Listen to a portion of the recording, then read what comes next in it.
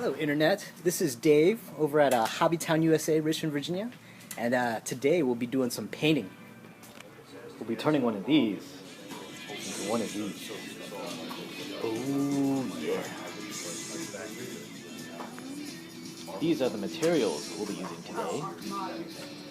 Step one, we'll be using some fast mask on the body. That is like a liquid masking tape. You can brush it in. What I do is I cut it about 30% with bottled water, and that lets me airbrush it in. Then just cut whatever pattern you want. Pull it out, go to spraying. CB sprayed 3 coats of fast mask on the body, then cut out his pattern with a knife.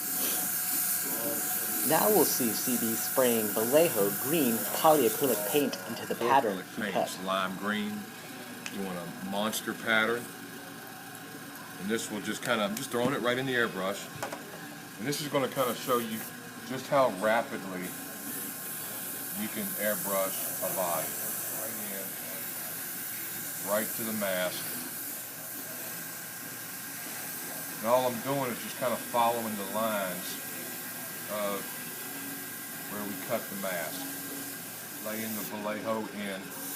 The Vallejo polyacrylic paint lays down really nice. I'm not trying to do a real heavy coat, just something kind of light, get coverage. The secret is the prep work and using good materials. If you're using a good airbrush and you're using good paints, and you got a compressor that'll push it, you're going to get good results with a little bit of practice. Almost there. And as you can see, it takes very little paint.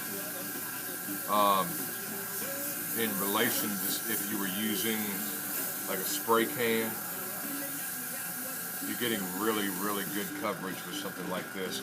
There we go. A couple more spots in the center here we've got to hit. So what we'll do, we'll just come in and cover those real quick. And that's going to give you the idea of where we're really going with this. Like I said, we're doing kind of that monster tear. That down. Now you can really get an idea of how that monster is going to look. Using a heat gun on a low setting and I'm just accelerating the paint, it helps it dry faster. And we can move on to the next coat, the next step in this process. You kind of want to keep the heat gun moving. You don't want it in one place too long, but it just helps the paint dry and adhere really, really well. Because it's heavier in some places and lighter in others, which gives you a nice transition and tone all the way through it. And when I do the white on here, it's not going to be even coats. I'll use the white to actually tone it as we go through. Again, I'm just using Vallejo polyacrylic straight out the bottle. This is almost like doing drop shadows. Part of it we want to keep really, really pure, so we run the white heavier. And then some of it want to kind of fade a little bit, so I'll kind of go along the edge, and some more of it will just get kind of misted in, kind of following along that line, really heavy, just kind of letting it bleed over, and then keep the green really pure back here. And I want to keep it a little more vibrant up here in the front.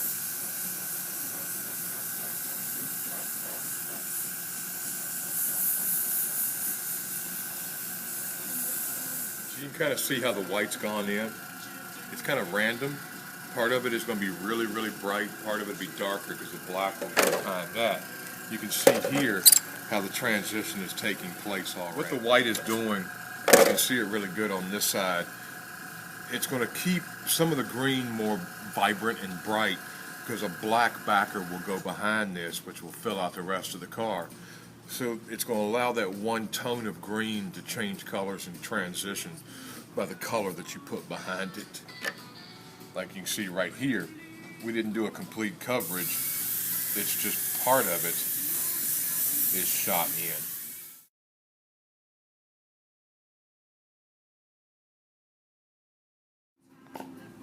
What we're doing now is we're coming in and we're laying the black in. We've got the factory window masks back in, and we're kind of overlaying everything. That's going to help change the tone of the green where the white wasn't. You'll be able to see transitions in it. It's going to give this green a lot of depth, but the white is protecting where it needs to be brighter. Just kind of give you an idea as we go.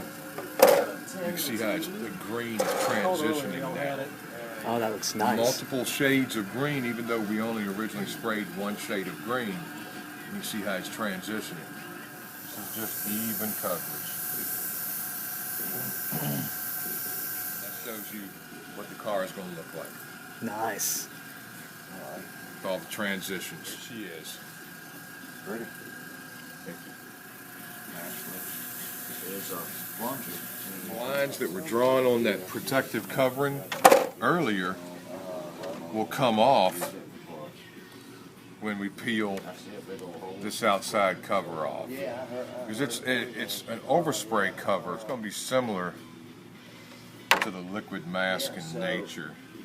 It'll come off and it brings out the shine of